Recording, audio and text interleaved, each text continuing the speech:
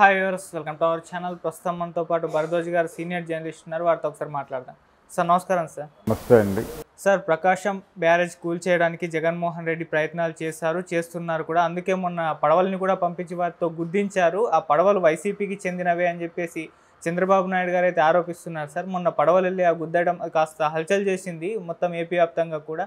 అది TDP YCP అని వాళ్ళు కొట్టుకుంటూ ఉండడం చూసాం. ఇప్పుడైతే చంద్రబాబు నాయుడు గారు అయితే ఇది వైసీపీ కుట్ర, వాళ్ళ ప్లానే, జగన్మోహన్ రెడ్డి గారే పకడ్బందీగా ప్లాన్ చేస్తారంటున్నారు. మీరేం చెప్తారు సార్ మరి ఆయన ఆరోపణలపై? ప్రకాశం బ్యారేజీ బద్దలు కొట్టేయడానికి జగన్మోహన్ రెడ్డి కృషి చేస్తున్నాడు. కుట్ర కోణం దాగి ఉంది దీనిలో.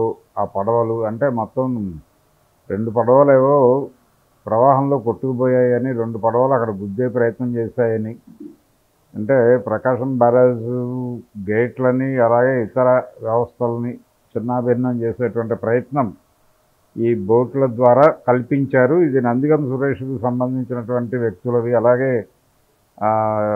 తలసిల రఘురామ్ తాలూకా వ్యక్తులవి అని చెప్తున్నారు. అక్కడ అగ్నికుల క్షత్రియుల తాలూకా బోట్ యాక్టివిటీ నడుస్తుంది. నిజానికి వాళ్ళు అంతకుముందు అక్కడే నివాసం ఉండేవాళ్ళు. సీతమ్మ పాదాలు అంటారు. సీతమ్మ పాదాలకి ఆ ఎగువన కొన్ని గుడిసెలు ఉండేవి పాత రోజుల్లో. తర్వాత అక్కడ ఫ్లైఓవర్ కట్టడం కోసం వాళ్ళందరినీ అక్కడి నుంచి తరలించారు. ఆ తరలించిన తర్వాత వాళ్ళ బోట్స్ ఆ ఏరియాలోనే తిరుగుతూ ఉంటాయి. చేపలు పట్టుకోవడం కోసం తిరుగుతారు వాళ్ళు.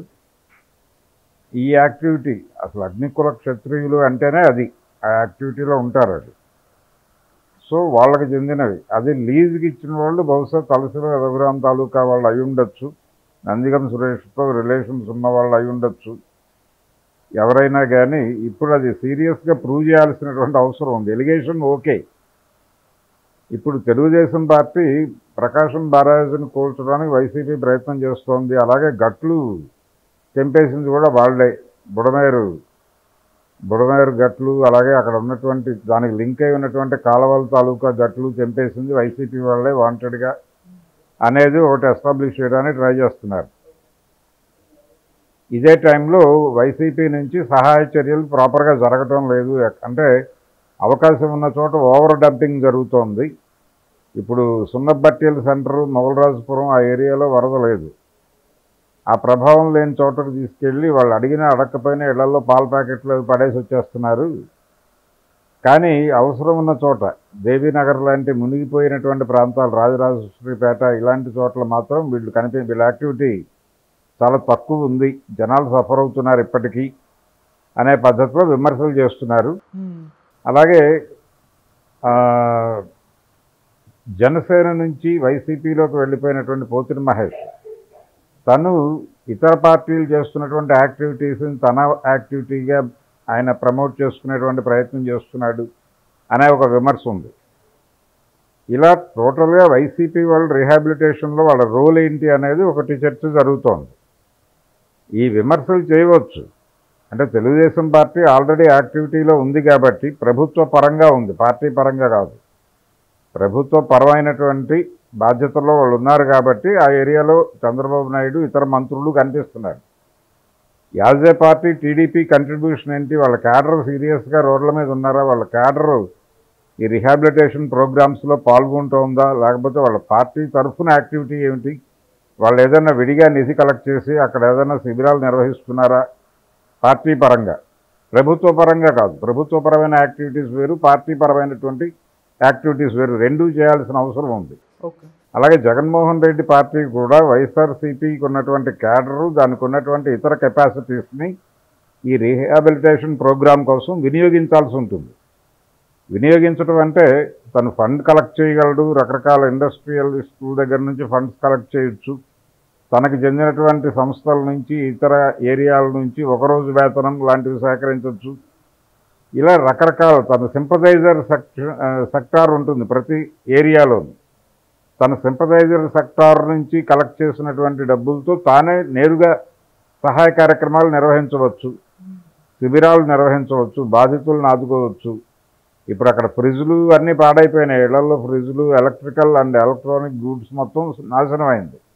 వాటి రిపేరు లాంటి కార్యక్రమాలు చాలా పని ఉంది అక్కడ. ఈ యాక్టివిటీలో ఏదో ఒక ఏరియాలో వాళ్ళు ఎంటర్ అయిపోయి పనిచేయటం మొదలు పెడితే అది డెఫినెట్గా వాళ్ళకే ఉపయోగపడుతుంది. అంటే ఇది కేవలం పొలిటికల్ వార్ కాదు, జనాలు సఫర్ అవుతున్నారు కాబట్టి ప్రతి ఒక్కరూ ఆ ఏరియాలో పని చేయాలి. పని చేస్తూ మీరు చేసే విమర్శలకి ఒక వాల్యూ యాడ్ అవుతుంది.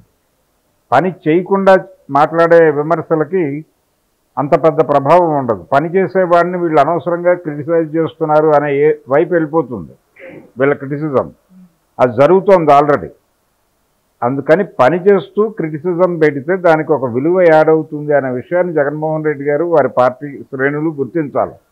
గుర్తించి వాళ్ళు రంగంలోకి దిగాలి. రంగంలోకి దిగి కొంత పని చేయగలిగితే ప్రయోజనం ఉంటుంది, జనాలకి ఉపయోగం ఉంటుంది, వాళ్ళకి ఉపయోగం ఉంటుంది. అలాగే ఈ బోట్స్ దీనికి సంబంధించి ఎలాగూ ఒక కమిటీ వేస్తారు. ఆ కమిటీ నివేదిక వచ్చిన తర్వాత మాత్రమే ఎవరు నిజంగా ప్రకాశం బ్యారేజ్ కూల్చేసేటువంటి కాన్స్పరసీ జరిగింది అనేది ఒక విమర్శ చేస్తే కుదరదు, దాన్ని ఎస్టాబ్లిష్ చేయాలి. రేపు పొద్దున ఆల్రెడీ ఒక అరెస్ట్ ఏదో జరిగింది కోర్టులో, అక్కడ స్టేషన్లో కేసు నమోదైంది. ఆ నమోదైన కేసు తాలూకా వివరాలు, దాని ప్రొసీడింగ్స్ ఏమిటి, దాని మీద జరిగినటువంటి దర్యాప్తులో తేలినటువంటి సత్యం ఏమిటి అనేది ఇక్కడ వీళ్ళ భవిష్యత్తు నిర్ణయిస్తుంది. అది తలసల రఘురాం భవిష్యత్తు లేకపోతే మరొకరి భవిష్యత్తు కాదు, చాలా సీరియస్గా పార్టీ భవిష్యత్తు నిర్ణయిస్తుంది, వైఎస్ఆర్సీపీ భవిష్యత్తును నిర్ణయిస్తుంది. అందుకని ఇది చిన్న విషయం ఏం కాదు, పెద్ద విషయమే. దీని గురించి అంటే ప్రతి చోట వైఎస్ఆర్సీపీ యాక్టివ్ అపోజిషన్గా బిహేవ్ చేస్తుంది కానీ ప్రొడక్టివ్ అపోజిషన్గా ఎమర్జీ కాలేకపోతుంది.